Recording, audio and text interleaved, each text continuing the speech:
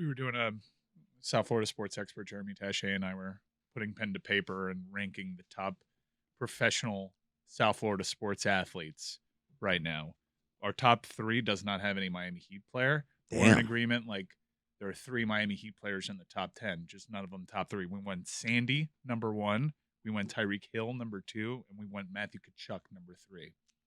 We can get into that later. You're just doing excellence? You're just... dominance, like individual excellence. Let me tell you something. I was listening to you guys last week. You brought up, you guys were talking about the Tkachuk trade.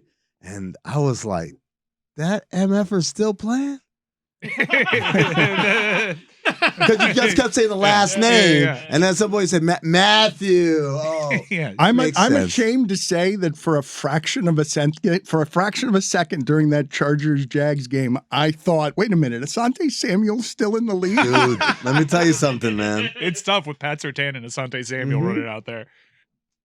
Go ahead. You said, let me tell you something, and then you just gave me silence. That's the let me tell you something. It's like, I'm basically echoing what you just said. That is a very enthusiastic endorsement. Emphasis. Let me tell you something. Okay, because I was just waiting for you to tell me something. Stugotz isn't here, I'm guessing, because he went 0-5 this weekend after telling us all year. I think he went 0-6. Okay, thank you. I haven't checked. I'm pretty positive he had the Bucks. I don't know whether he's hiding because of that or because Tom Brady, I care about you, or I've got to check the dead schedule as well. Don't do it, Dan. He was playing in the sand. Chris Cote's not here. When was he playing in the sand? Was it East Rutherford when he was on acid outside the show in the parking lot with a stick in the sand? Yeah, which is actually funny because the show that he was at is also called Playing in the Sand. It must be just a dead thing. He was literally playing in the sand. I don't know if that was the dead or not. Chris Cote is not here because he's stuck in Buffalo or stuck in Cleveland. What happened? Yeah, so he went to Dolphins Bills on Sunday. He was meant to travel back yesterday. Flight got canceled. He had to drive to Cleveland, and I don't believe arrived in Miami until late in the morning or early in the morning today. Dan, let's say he's stuck in Frontierland. That's where he's stuck. That's always dangerous to fly Frontier. Oh, my God. What a gamble. Billy, you held something off the microphone about Chris Cote. Are you questioning? He could get here. Juju was home yesterday at noon, basically. Not even. Juju was home yesterday. We recorded God Bless Football at 9 a.m. and Juju made it like 9:30.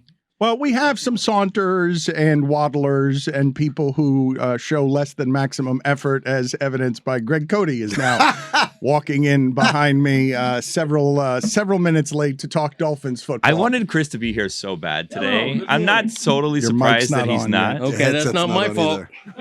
Greg looks great today, by the way. Cole does Greg well. Yeah, I mean, that's a good-looking shirt. Yeah, Alec Baldwin and Beetlejuice look. Yeah. Oh, wow.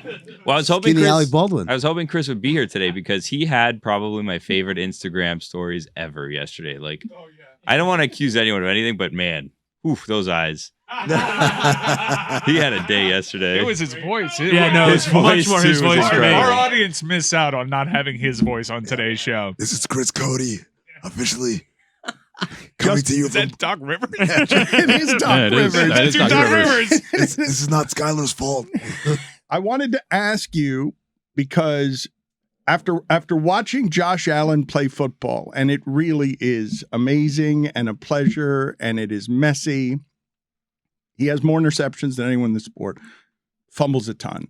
And they've lost 3 games this season by 2, 3, and 3 points. Probably shouldn't have lost any of them and won all the others. And he plays football the way that an 8-year-old would if it woke up in the morning and realized it had a giant arm. Like Tom Hanks in Big. Yeah, that's a great analogy, actually. We don't talk enough about the fact that his throwing arms are hurt because he still throws it a lot further. But since the injury, he's been a hell of a lot more reckless, it would seem. And Mike, those plays are going south. I thought he was going to say, we don't talk enough about Big. I was going to say, yeah, absolutely. What a great movie. Well, it's just a little weird. If you really watch it, the whole thing is like there's an adult body. Like, yeah, it's there's just one part that's weird. Creepy. Weird. You think it would be canceled today? You don't think it could go? It can't go today because he's being seduced by a woman as a child. Not just correct? Seduced. She sealed the deal. Yes, she did. Regardless, did you guys see the average pass thrown by Josh Allen in the fourth quarter with the lead? I did not. I was I did not see much of anything this weekend, even though I was there to watch things. It was just Vegas. Yeah. 26.3 yards a pass in the fourth quarter. That's what he's got the lead. It's an all or nothing game against the team with the third string quarterback, and the Dolphins, of course, are begging, sure, go ahead and keep throwing 70-yard passes. You're going to complete one of them or two of them, sure, but we're out here with our third string quarterback, and now the numbers on Josh Allen, he fumbled 16 times this year, 8 against the Dolphins. Can I say something controversial? Oh, controversy. He has a stupid face. Oh my God. From the makers of Eli Manning. He just has this face that it's like, what's going on with you? It just always looks confused or stupid or like he's lucky for things. It's just like, I'd think more highly of him if I didn't have to see his face. Like put one of those visors on or something and I'd be like, wow, this guy is good. But then I see his face and I'm just like, eh.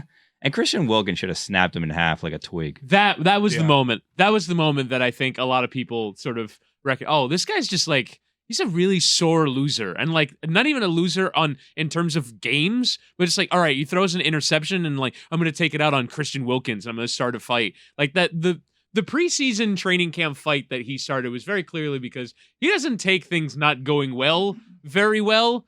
And I think it reflects in his face.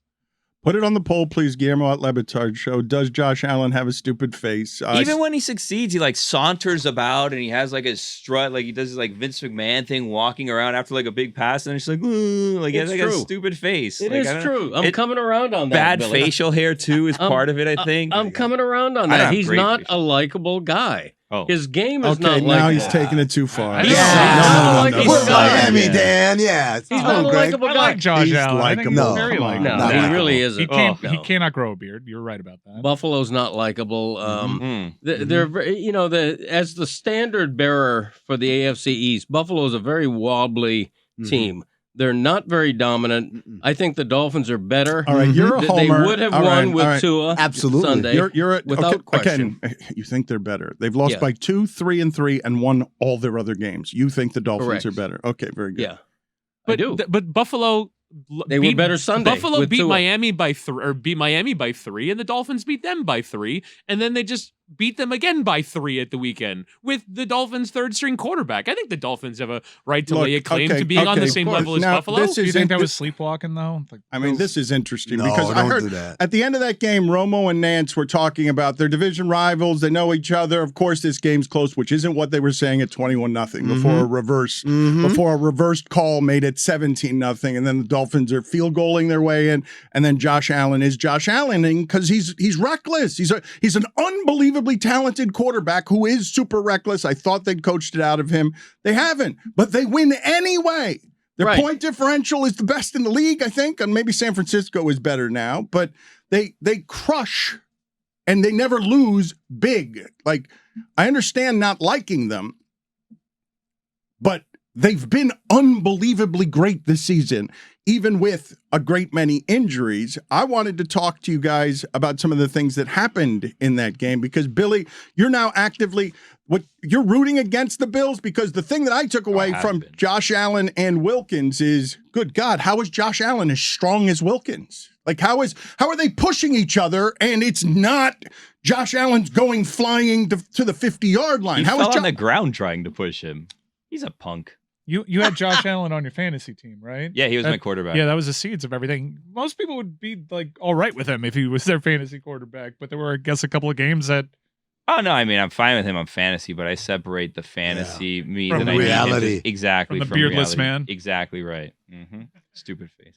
Go ahead. You and Cote, go ahead. Be those guys today. You lost to the Bills. You had your season ended. But Homer Cote, who had them going to the Super Bowl, is going to make the argument that they're better than You the think Bills. the Bills looked good this weekend? That That was a horrible performance by the Bills. There's no way you were watching that game and at some point saying, holy shit, Skylar Thompson's about to win this game. You weren't thinking that? Well, I will tell you something funny. At no point during that game did I think the Dolphins would win. And, Really? And if right now we were sitting here and they had won, I still wouldn't think they'd win. Like, at no point during that game did I think the Dolphins are going to win this game by 3. Not when they recovered a fumble in the end zone. I'm like, the Dolphins will lose this game. at the end the same way they did in November. I'm not saying that that's 20 years, man. They haven't won a playoff game in 20 years. You can't put that on them, man. You can't. I don't like when people do that. Take the histories of franchises. That's fair. And layer it on people, most of whom were not around for that. Totally fair. But look at how they lost. It wasn't because of their third string quarterback. It's because Yes, they it couldn't was. get the Yes, it plays was. in. No, They couldn't get the plays in. No. That's my favorite meme from the weekend. It's a picture of the play clock. Dolphins. This is a play clock. You want to get it off before it hits 0. And also on that last one, they did like the push thing to send it back up to 25. The Dolphins had 51 seconds to get a play in, Dude. and couldn't get a play in. I actually think it had something to do with the backup quarterbacks. It seems like a very complex offense to run, and Tua has 12 months of practicing it, and they seem to get the operation right when he's in the game. When Teddy Bridgewater or Skylar Thompson have to play, that's a minimum of 2 timeouts off the board from the beginning of the game from how they run that operation. So much pre-snap movement, and the plays are complex that from the beginning of the game, you're losing timeouts. There was some pretty damning video that showed Mike McDaniel during that whole sequence where it looked like he genuinely was surprised that it was 4th down. Well, he was told it was first down in his headset. So it was a monumental F-up on the part of the coaching staff, including McDaniel. But to say that that's why they lost the game is a bit ridiculous. It was a 4th and 1 from their own 43, I think. Even if they make it, it's a long way to the goal line. They lost because first of all, they're starting a right tackle who they promoted from the practice squad 2 days earlier. They're missing their leading running back. They're down to a third-string quarterback who is totally overmatched. We all remember how great he looked in the preseason, and we're like, wow, this guy, well, in a real game, when it matters, You know what, though? he's a rookie 7th-round pick and playing like it. He threw a couple of interceptions, and he was not efficient. But, man, Waddle dropped a handful of The whole team forgot to catch. giant plays. And so Tyreek.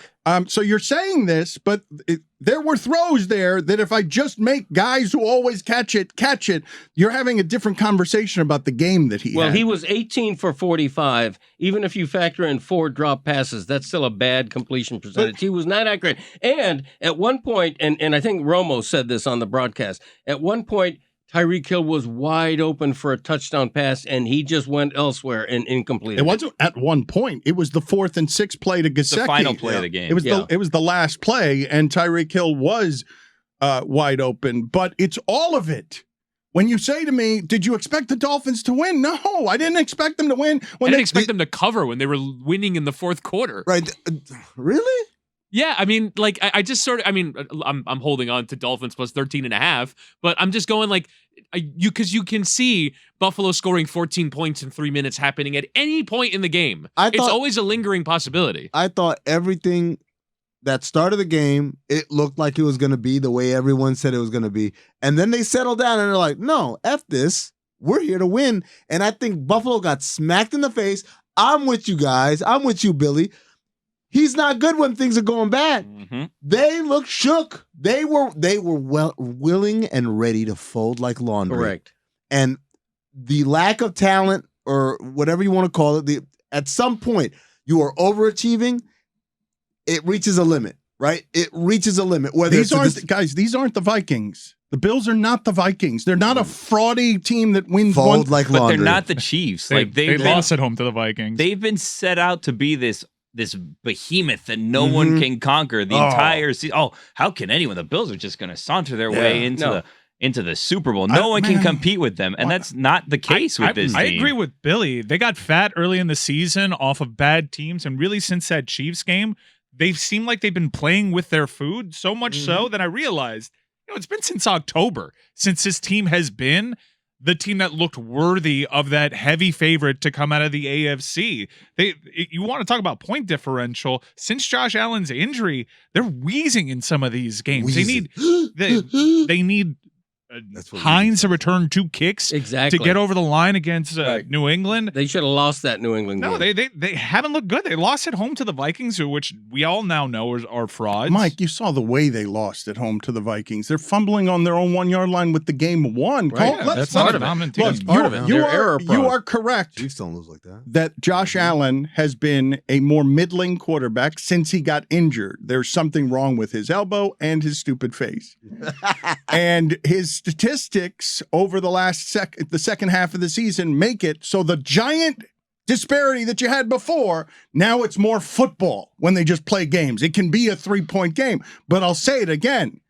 In that league, salary capped, where everybody can lose any weekend, they've lost by 2, 3, and 3 and won all of their other football games. Yeah, they were elephant in the room. We'll find out this weekend who the better team is, but it looked like they were going to be on the receiving end of a blowout in Cincinnati. But when you guys say they haven't been dominant, I ask you, how much more dominant would you want them to be than leading the sport in point differential? You want them to look like the Niners. 10 in a row, and I think the Niners may have passed them in point differential and doing it with their third-string quarterback. But they can't because their quarterback throws interceptions, fumbles, and spends the fourth quarter of a think about how stupid what I'm saying is. The Dolphins were begging him to throw deep, and his average fourth quarter throw was 26.5 yards. Right, but in the first month of the season, they beat the Rams 31-10, they beat the Titans 41-7, and they beat the Steelers 38-3. This is all before October 9th. Mm-hmm. Since that injury, they are flatly not that team, and the point differential that you're referring to does not reflect the team that they've been since then. Yeah, their defense has been better in the first half of the season than it's been more recently. They don't lose games big. No, they barely lose. But granted, again, it looked like we were headed that way in Cincinnati. Just we'll find out on Sunday if Cincinnati is playing better football at this point in the season than Buffalo is. For I sure. think it's pretty irrefutable. Right. So's Kansas City. So's San Francisco. Buffalo might not be a top 5 team right now. They're overrated. They're a paper champion that's never won anything in Buffalo. No, but it's true. But we are setting ourselves up for a parade of gas bags here. They're still a very good team. No, trust me. They suck. Yeah. By the way, the narrative, we talked about this yesterday on God Bless Football. The narrative around them is really strange because I don't know if you caught on. At the beginning of the game, Romo was referring to them as the champs. They've not won, pardon my French, shit. That was weird. What champs are they? champs. Oh, please. AFC East division champs. No, but he even corrected People win himself. divisions with losing records now. Get out of here, division champs. He stumbled around after he said, I call them the champs, even though they're not the champs. They're not champs, but they try to present themselves as these champions that have accomplished all this stuff. And then at the same time, like this storybook tale underdog team that's kind of making their way to the next round. It's like, get out of here. You were like a 14-point favorite. How are we celebrating? This is such a great... Wow, look at them. You know They're the little engine that could. Buffalo Bills are making it on to the divisional round. Please. Let's see how far this ride can go. Like, Frauds. Get out of here. Frauds. Frauds. Yeah. Say it, Dan. I'm not going to say Come on, that. Dan. Say it, Yeah, Dan. They were the Fraud. Super Bowl Come on. champion. They were the Super Bowl favorite, betting favorite most of the season until people realized, you know what? They're not that good. Nope. Look at their quarterback's Miami's face. better. Miami would have won yesterday. Miami might have won Sunday by 2 or 3 touchdowns if Tua had played. Wow. That's a statement, Dan. They hadn't Top won by that. they hadn't won by 2 or 3 touchdowns in the games that Tua played in against them. What's your point? But First time for everything. yesterday, Sunday, Sunday. I'm all here They for were down 17-0. Got it. exactly, because Tua wasn't there. They'd be up 17-0 if Tua Look, played. it's a Tua rivalry. intercepted Right. 3 It's passes. a rivalry. Josh Allen can't grow a beard. I understand why the emotion is Stupid pouring face. out of folks today, but come on, we sound a little absurd. Oh, not only do we sound absurd, this is now America's team. And after having your season ended by them, after Cote predicted the Dolphins would win the Super Bowl, he has no idea, and you guys have no idea how you sound. They're Pick not another good. team, America. Or They're take not. that L. They're not that good. We should have won. We're better. Okay, you couldn't get the plays in on time. Like that's what you wanted to win in that game. You had 51 seconds on 4th and short, not 24. You had 51 because they restarted the clock, and you can't get plays in on time. We're better. They're not dominant. You got a stupid face. You suck. Okay, But look, it took that for them to win. Think about that. They almost lost to a team that couldn't get the plays in on time. Yeah. You were telling me this is the best team in the NFL? They're the betting favorites? That's Get right. out of here. Yes, go. Yes, Yeah. that's Yes. correct. Go. I wish Stugotz was here. Good because analysis, Greg. Stugotz was crowing about Mike McDaniel and, well, Kyle Shanahan's doing it with his third string quarterback, and why can't we do it? Man, how about that, man? I was watching that game. I was like, Mike McDaniel, you son of a bitch. You're doing it. Did you rip a vape just now? did he rip a vape? Yeah. Did Sure he? did. It looked like it, and I don't think that's allowed. No, it's absolutely not allowed. But I wonder what kind of vape it was. Did you guys ask that question? I mean, I think it was, Certainly when they got the delay of game.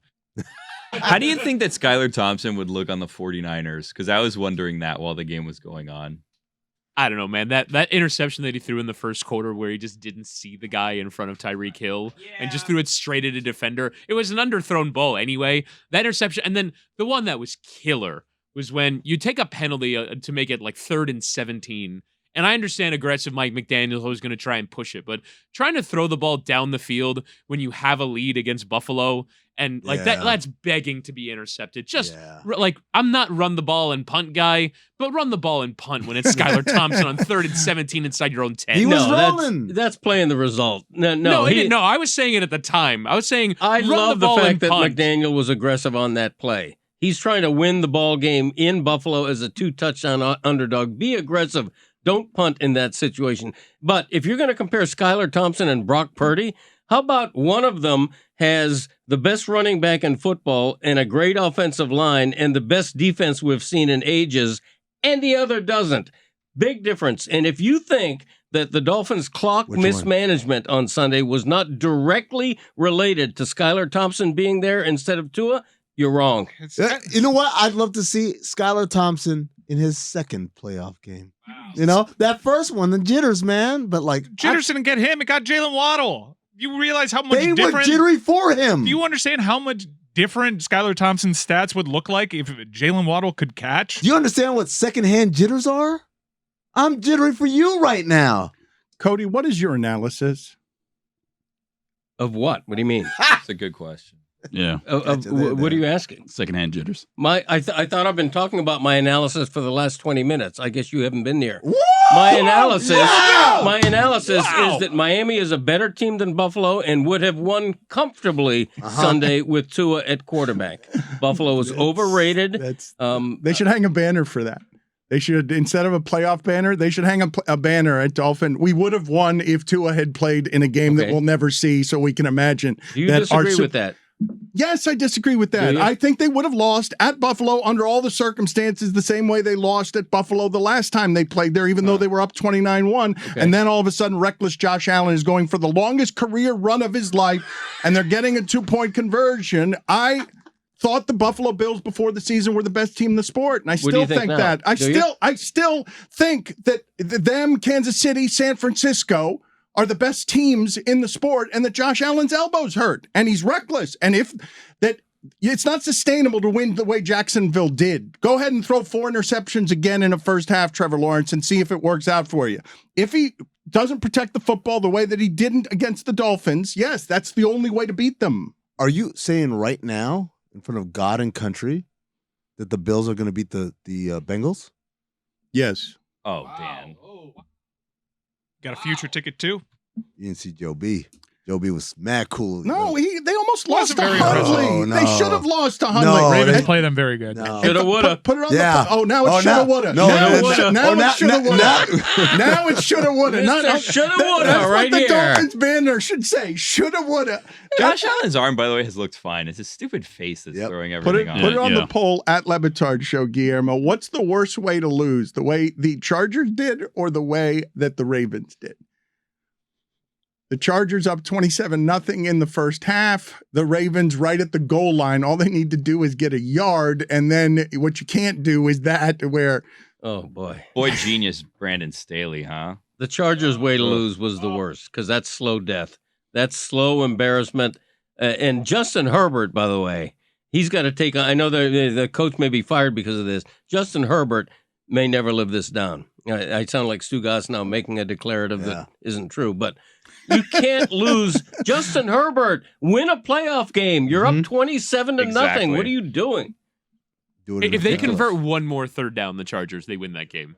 Like one of those woulda, coulda, Another shoulda, no. I'm not saying that in a woulda, shoulda way. Like I Cameron think Dicker. I know, but it's like the overemphasis on Brandon Staley's failure here. And yeah, they have a 27-0 lead, but like Justin Herbert get a touchdown in the second half. Welcome to the party. I mean, they left 3 first half possessions out there. I know they had a 27-0 lead. It should have been bigger. the Jacksonville muffs, like it should have been, they muffed a punt inside their own 10-yard line. The Chargers recover it, and it turns into a field goal. They had another red zone drive that resulted in a field goal. Cameron Dicker missed a field goal. Like they left 10 points out there on the field in the first half. That should have been even bigger. Staley's lead. getting crushed. Rex Ryan is saying he doesn't respect the game, but I just What does figured that mean? He's right. He's right. I just figured out, Billy. I'm zoned in on you because I figured out. It took me a while to figure it out, but I now figured it out. That I was right about only one about Herbert and Staley and Josh Allen and all of it. You know who's never blown a 27-point lead? Who's that, Billy? Tua. Wow. Only one Facts. team can win the Super Bowl, and Billy's playing the math on I'm just going to rip everyone else and say everyone else sucks, and I'm probably going to be right out of 9 out of 10 because only one can win the Super Bowl at the end. Oh, 100%. That's what I did with the Bills. They had a 1 in 32 chance of winning the Super Bowl. And I said, you know what? They have 31 out of 32. As if they've lost already. Yeah. Oh, no. they're done. Come on, get out of here. They're not Stick going a to win. fork this. in them. They're Please. 4.5-point favorites against the Bengals. Wow. Go hard on the Bengals. Because Vegas knows everything. What was the spread going into Sunday? 14? I mean, the money does tend to know a lot. Everybody knows a didn't lot know. after the game. Not All much. of you, when it was 17-0 and 21-0, and they had to do like they go to replay on stuff. All of you, Cody, when it was when the graphic went up 21-0 before they overturned the touchdown, Right. you were not here saying the Dolphins are better. At that moment? No, of course not. But I was not shocked that Josh Allen became Josh Allen, which is the gunslinger who's very error prone.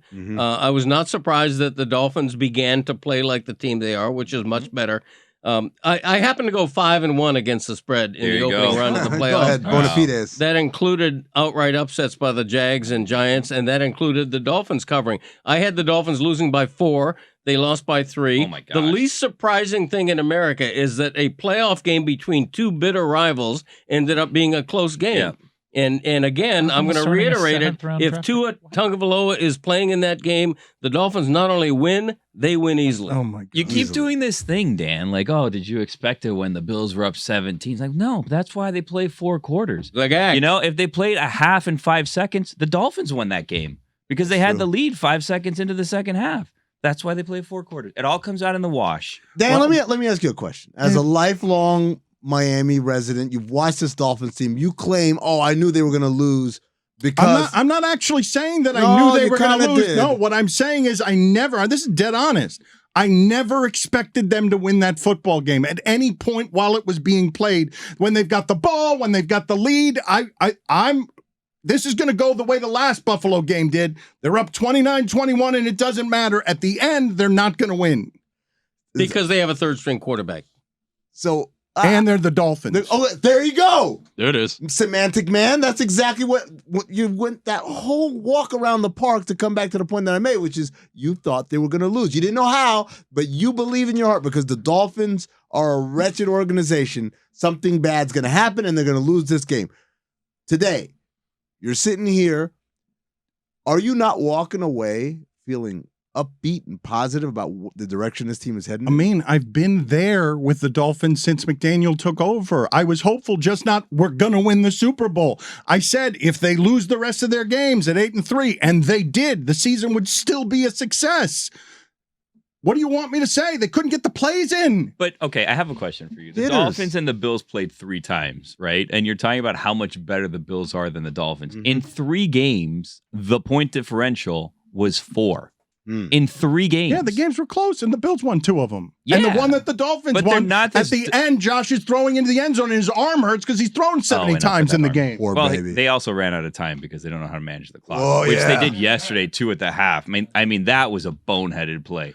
Calling that timeout because they were going by the What was that Jumbotron. about? The Jumbotron in their hometown who was just showing the feet and not showing that they didn't have actual possession of the ball when the feet were down. Like, that was a dumb play. And then instead of getting an extra play, they have to settle for a field goal. That could have easily been a touchdown. And then they Shoulda, go in, woulda. yeah, they go into the half with a bigger lead than they had. They're not, but Dan, you will agree, they're not this dominant team. In 3 games, they only have a 4-point difference. Billy, what I would say is in that league, footballs, and there's not allowed to be a dominant team, but they're as dominant as you can be. They don't lose ever by a lot. They sometimes win by a lot, and they've only lost 3 times all season. And I've now put myself in the position where I can be wrong all the ways, because if Josh Allen is indeed reckless in the next game and they lose it, it's what I've been saying for 3 years as he's been playing MVP football. Yeah, according to our friends over at DraftKings, that line is 5 now. Bills are favored by 5. Which means the money is going towards Buffalo, because I believe it opened either at 4 or 4.5. Well, the Bengals can't block anybody again, right? They lost the lineman. And when he gets sacked 9 times, they play the playoff game that they did last year at Tennessee, where you're asking him to burrow it out at the end.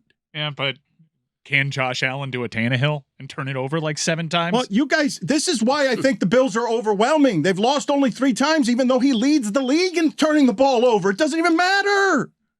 Like, that's not usually how that one goes. It goes that way in Dallas, and it goes that way in Buffalo.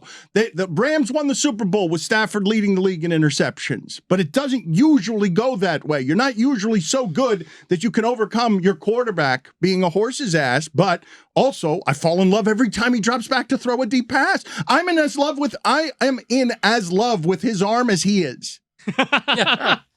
Right, he loves letting it rip. Even whatever elbow problem, he doesn't give a shit about the elbow problem. Like he's letting him rip. Like he loves and he loved as well. And this is really frustrating from a Dolphins point of view. Like he loves when the Dolphins line up to zero blitz. It was really annoying to watch them try and put Xavier Howard on an island with Stephon Diggs and say, go cover him one-on-one with your injured groins and without your tag team partner on the other side and Byron Jones all season long. You've been doing this all year. The Dolphins are going to make defensive coaching changes because it was ridiculous to watch them try and run that offensive scheme. And you can tell Josh Allen's eyes would light up the second that they went into that look. I was at the postmortem press conference yesterday for the Dolphins with general manager Chris Greer and McDaniel, and they sort of endorsed Josh Boyer as their defensive coordinator moving forward. And the reason they say is that the defense, and this is true, very bad the first half of the season and much, much better the second half, including in the game Sunday. You give up 34 points, but you also have a lot of sacks and you force a lot of turnovers. I think the defense is not as much a problem as a lot of people. Do you guys care that the analysis seems to miss that there are a whole lot of people injured? No. Like, what do you mean, you're like, right. for the Dolphins? 100%. That you're saying that Greer is saying the defense is okay, and that defense that allowed all those points, no matter what the scheming was, it was supposed to have a really strong secondary. Yes. Byron Jones has been invisible. He's been injured all year. But you say that's Brandon a big problem. Jones too. Brandon Jones too. It's a big problem. Holland got hurt in the game, and Howard's playing hurt. Right. Yeah.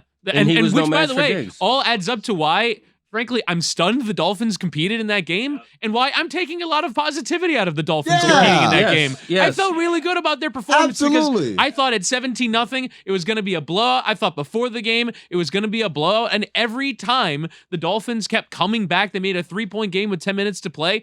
I was stunned and I was really encouraged by my team, despite the fact they had no business being in that game. And if Tua had played, they would have won comfortably. Comfortably. Okay, If thank you. there's such thing as an encouraging loss, that was All it. right. Yep. Oh my God. Okay. There you go. That's it. A Moral victory. A moral You can't do a victory moral- that Dan, ends your if season. you can't do a moral victory on the road against Buffalo with your third string quarterback without missing your entire secondary, you got- can I feel Buffalo, good about that? And for guys- Buffalo, it's a moral ass whooping. Against the most Morally? dominant team in the history of the sport. The champs. Morally, they got their ass With an whooped. injured Morally. arm. That's Yes. right. You guys Morally, don't. it was a That's blowout. right. Moral You guys victory. are right. The audience that's listening to this. Moral blowout. That's right. Moral. It was a moral route. Put it on the poll at LeBatard Show. Did the Dolphins have a moral blowout win against the Bills? Because the country is rooting for the Bills, and you guys don't have any idea how ridiculous all of you sound. But I wanted, since you listened to Chris Greer yesterday, the general manager of the Dolphins, he had a quote that I was like, okay, is that right? Is that accurate? Quote, doctors assured me Tua's not more prone to concussions than any other human being moving forward. Right. Well, eliminate all the Doctors human beings said it. not playing football. Eliminate all of those. Can that quote be right? Doctors have assured me that he's not more prone to concussions than any other human being going There forward. you go. That They can't be tested all right. the humans, Dan. They know. That was the Dolphins' best playoffs loss since 1995. Why can't we be excited about that? They haven't won a playoff game. What have they? Okay, fair. They've played two. They've played two this century, and they've lost both of them. Best loss since then. Best loss loss. since 95. All Great the other loss. losses have been blowouts, Dan. Fantastic That's right. loss. Big, This one big was loss. this one was Beautiful loss. a blowout on the moral side for them. A Yeah. moral blowout. That's right. What was that other? What was that loss in 95? Was that a the moral Chargers? the 95. Was that the Natron Means thing? They lost to the Chargers Oh, 22-21. that was Oh, wait, no, that's bullshit. not right. That But got that- Shula fired, or got that. What that was Didn't the end of Stoyanovich- Shula. Yeah, they were Stoyanovich playing missed. at San Diego. They should Natron have Means won the ran out game. of bounds. See, that one and was they- a moral loss. No, the refs. It was a loss, and a moral loss. This one was a moral victory. That's right. Mhm. A moral route. Yes, it A was. mount. Mhm. Mike, I wanted to ask you because I saw this week and it made me laugh.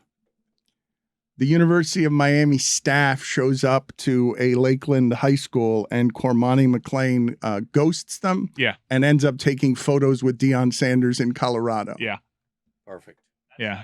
He didn't sign with him just yet. Well, he doesn't really know how signing day works. Mm. He's like, oh, I'm going to sign on January 15th. No, that's not how it works. You got to sign in February. Yeah, I'm not a huge fan of the guy. Well, Oh, this wow, is you're going, not a huge fan of a teenager? I do have to be careful. There's just that I appreciate how certain people go about things, and I haven't been the biggest fan of how he's gone about things. You're not a biggest fan of how a 17-year-old or 18-year-old goes about things? But here's the weird thing. Not all 17-year-olds act like that. The weird thing is, all How right, about you? he embarrasses the U on signing day, but then 2 or 3 days later, amid all this controversy, have they lost this guy? He's at a showcase game, throwing up the U and dressed in Kane's garb. Yeah, I don't think he's coming to Miami. He's still doing It seemed that. like it then. No, yeah, he's just doing that. I mean, you have a vantage point on this that's pretty interesting because I saw demonized all of these kids of this age taking the sneaker money, and now you see it sort of leaking into football, and you get these situations. And I can't be paid enough to be a person who shows up at a high school in Lakeland and has to exist as a grown-up adult with responsibilities And a mortgage. to a job on a 17-year-old kid's whims who thinks it's funny to go take photos with Deion Sanders doing snow angels in Colorado because you can. Not even just that, like, it's part of your job responsibilities to show up, but that largely your job proficiency depends on getting this person to commit to play for you, On begging a Or- child. and other players like him. Like it's the main function of the job. That's the part that seems humiliating. You know what it's like? It's like trying to put a baby to sleep. You're trying to bargain with it, like, but what are you gonna do, man? Like, that's the job. You can't be like. Here's my thing. Sure, the coaches can feel kind of, oh man, I thought we had it in the bag or whatever. But like when people like Mike start talking about, man, I don't. He's a kid, man. What do you want from him? What do you want from him? They're all You should stand by your word. Why? no. They're all kids, and they all approach things different ways. And I'm just telling you what I know. I'm not the biggest fan of how he's gone about this. They're all kids, but on a sliding scale of a professional approach to how you go about these things and how you just communicate and how you go about your business. This one in particular has not been a good experience. Well, because you're on the short. What if it was the other way around? We were on the other way around, and even back then, it's just Where you were like, I don't know about this guy. If we're able, Yeah. you know, Mike's using the theory like if you date a cheater, like if you cheat on help them cheat on their current one, then they're gonna cheat on you or whatever. Which you lost them how you got them kind of thing. Yeah. Nah, but it just like in the last few weeks, it's But been- exactly the last We've- few weeks when you got screwed over. We've celebrated Mario flipping people Yeah. like No, multiple that- times. That's the big game hunting, and that's you're gonna win some of those that Right. you're not gonna feel great about, and you're gonna lose some of those that you it comes off like you're a little bit more. Just personally, I've been out for a while. I don't like talking about this particular experience because of the approach from the family. You should rescind his offer right now. Yeah. As a representative Yeah. of the University feel like of it like Miami, that. rescind his offer Listen, publicly. Miami being desperate enough to scrounge and beg for Cormani and go to Lakeland is the least surprising thing in America, because you're talking about a head coach, a ballyhooed head coach coming off a 5-7 season, who knows that what he does is recruit. He's not a great in-game coach. What Mario Cristobal does is recruit. He's supposed to win the portal. He's supposed to win recruiting. And when he loses a 5-star guy like this, he's embarrassed and should be. I got to be honest with you. You have to you. beg to get him. This guy does not sound like a Cristobal guy to me. All the things we hear about the Cristobal guys, this does not sound like a Cristobal guy to me. I tend to agree. I thought my whole thing with Cormani McClain is I thought we were trying to target a specific type of talent, not just a super talented, but a certain mindset. And to me, I've been a little confused at the persistent pursuit of someone that has displayed several times over that that's not really what we were talking about. So I've been left a little confused by it. I am with Amin, though, on this. If this had happened to anyone other than your beloved University of Miami, where you have become a booster, an insider, somebody who advocates for the program and invests a great deal in every respect in this program, you wouldn't be out here telling a 17-year-old kid how to take care of their business when he's doing snow angels in Colorado next to Dion because he ghosted an entire coaching staff in Lakeland. False. I've mentioned that about Jaden Rashada the entire time. When he came over and when he flipped back to Florida, and now when he has asked out of his commitment, there's just, I've told you on the local hours, one asked directly. I don't want to volunteer this stuff. It's a weird situation for me, but it's just, there's certain people that are going about this new age of NIL and what people perceive to be pay to play in very different ways. I will say, I did find out that Rashada gave back the NIL stuff that he got from Miami because he's a California kid. So you can pay high school athletes in California. So I was a little encouraged by that, but even his entire pursuit, it left me confused because as someone that's trying to buy into the company line of the problem was the kids in the locker room, and I sound like a bit of an asshole when I'm saying the $80 million coach is the person that we should trust here, and the problem's the mentality of the kids. If we're going to target some of these kids that display the same kind of mentality, I do think that I'm exposed hypocritically. Jaden Rashada and Cormani McClain, to me, while supremely talented, didn't necessarily fit the mold I kept hearing about. And so, me personally, I've been out, but I don't matter here. Sounds like instead of being disappointed in the behavior of the kids, maybe you need to be disappointed in the behavior of a coach who says, I want this kind of kid, but goes after a different kind. Let me try to... I'm not necessarily super disappointed in the behavior of the kids. It's not always the kids. The kids could do a better job of it, but some kids are getting really bad advice. Yeah, and from parents as well. And some coaches could do a better job of walking the walk that they talk. I would just ask the audience right here, because I have thought about this as the rules change, and you're Dabo Swinning. And all of these guys are so used to having all of the power. All of it. The kids have no leverage whatsoever. I would really hate to be an adult in this position, being paid this much money, and my success depends on whether Cormani shows up when I go to visit him in Lakeland, or again, ghosts me and my staff.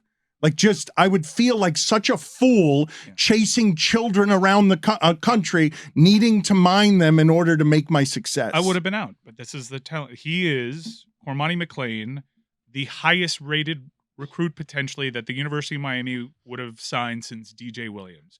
He's the best cornerback recruit in terms of these rankings that they give. And again, we're talking about 17-year-old and 18-year-olds there.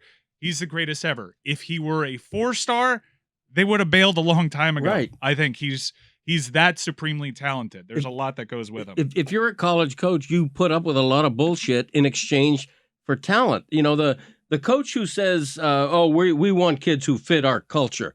Those are the coaches who can't get the 5-star recruits consistently. What you do is you get that talent, and then you allow that talent to try to fit your culture. And if it doesn't, you've still got that talent. You've still got that cornerback shutting everybody down, even if he's a little bit of a problem off the field. Culture. You want talent first, culture second. Well, it was a lot easier in previous eras when you were sort of going by duffel bags of cash and expensive cars.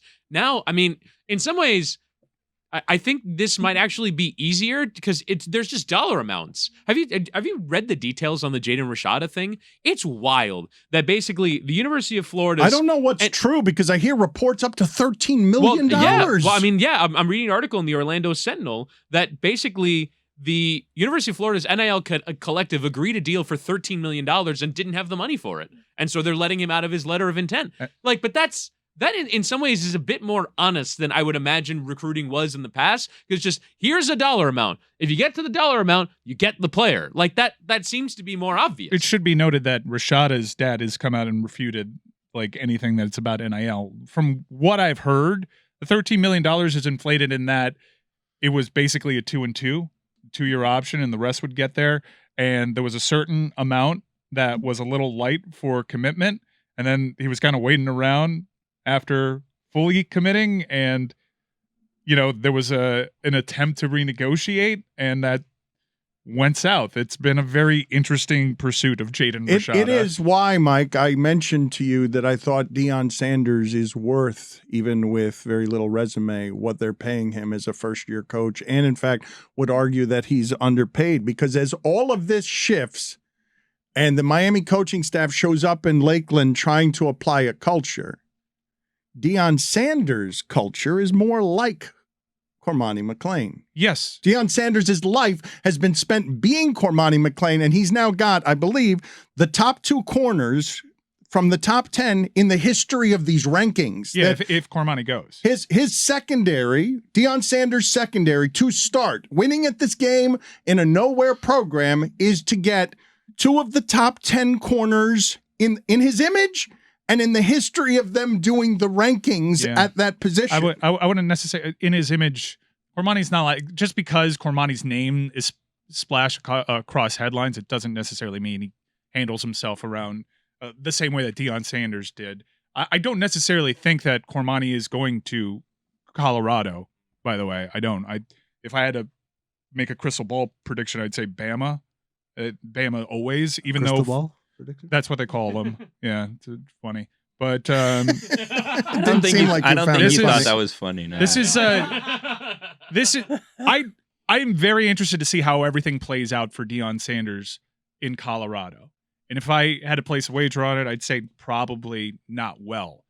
It works out okay in Jackson State when you have the talent discrepancy, but who you target and how you go about things, and it matters more. You don't think in the Pac-12 you can get away with some of that stuff? I don't think no, because Oregon's in the Pac-12 and he's not going to have a talent advantage over there. Washington, he's not going to have a talent advantage. I mean, if Colorado finishes 2nd or 3rd in the Pac-12 North, like that's such, I mean, I don't think they have divisions anymore. But that's such a step forward from where they've been as a they're going to make a massive step forward as a program. We'll see. We'll see. They went 3-9 last year. I'll tell you what.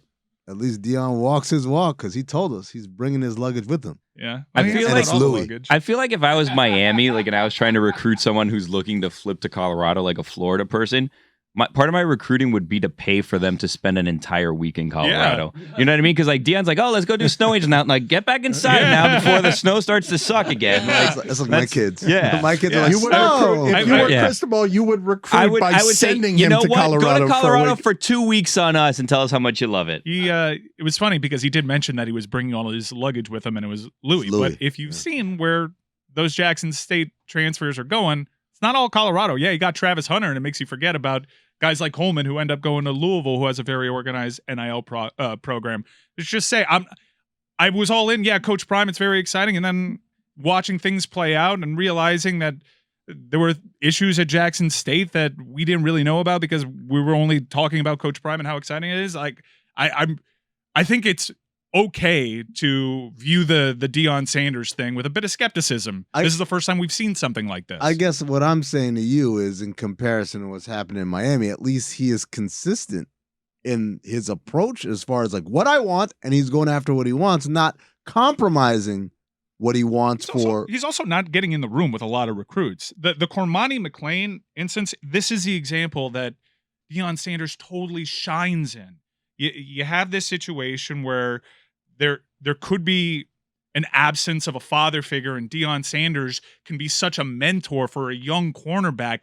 This is a lane that he just occupies so well in terms of being a leader of men. You could see why a kid like Cormani McClain, with his situation, would be dazzled by Deion Sanders and would not want to wait for Miami's coaching staff and may not want to text him back, because doing Snow Angels with the Deion Sanders seems like a pretty cool thing if I'm Cormani McClain. He's Tinder dating though, and he's ghosting. Like, he got a better offer. You mean literally? He's scheduled. He did not get a better offer. He scheduled a date. He did not get a better offer from Colorado. He did not. The offer that was better is that there was something sexier in Colorado than what was going to meet him at high school land in Lakeland.